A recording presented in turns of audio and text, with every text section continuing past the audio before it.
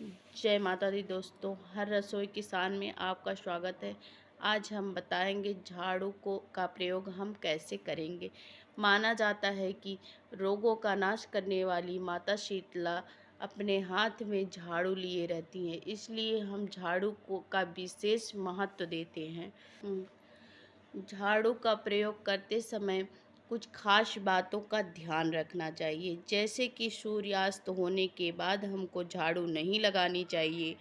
माना जाता है कि माँ लक्ष्मी नाराज हो जाती हैं। यदि आपका कोई कीमती या अनमोल सामान खो गया है शाम के टाइम और अगर हम झाड़ू लगाते हैं तो कूड़े के साथ कचरे के साथ बाहर जाएगा, इससे हमें बहुत भारी नुकसान हो सकता है। और ये भी महत्वपूर्ण बात याद रखनी चाहिए, यदि हमारे घर का मुखिया या मालिक घर से बाहर जाता है, उसके जाने के तुरंत बाद हम झाड़ू नहीं लगाएंगे, इससे उस हमारा बनता हुआ काम भी बिगड़ सकता है। झाड़ू को हम एक निश्चित स्थान पर हमें रखना चाहिए और हमारे घर में जो पुरानी झाड़ू रखी रहती है जिसका हम उपयोग नहीं करते, उसको हमें तुरंत बाहर ही रख देना चाहिए, फेंक देना चाहिए, क्योंकि पुरानी झाड़ू को घर में रखना अपशगुन मानते हैं।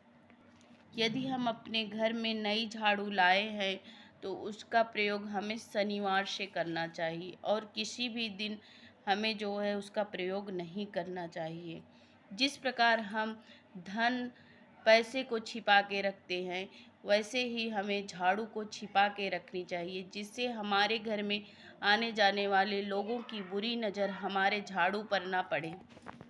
जैसे कि शास्त्रों में माना जाता है कि धन की लक्ष्मी का वास झाड़ू में होता है, इसलिए झाड़ू को कभी पैर से नहीं छूना चाहिए।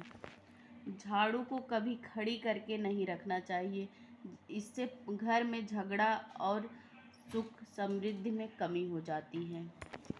माता लक्ष्मी को प्रसन्न करने के लिए हमें झाड़ू का दान करना चाहिए। झाड़ू का दान हमें ब्रह्म मुहूर्त में सुबह उठ के 3 झाड़ू का दान करने से माता लक्ष्मी प्रसन्न रहती हैं और हम पर अपनी कृपा दृष्टि हमेशा बनाए रखती हैं।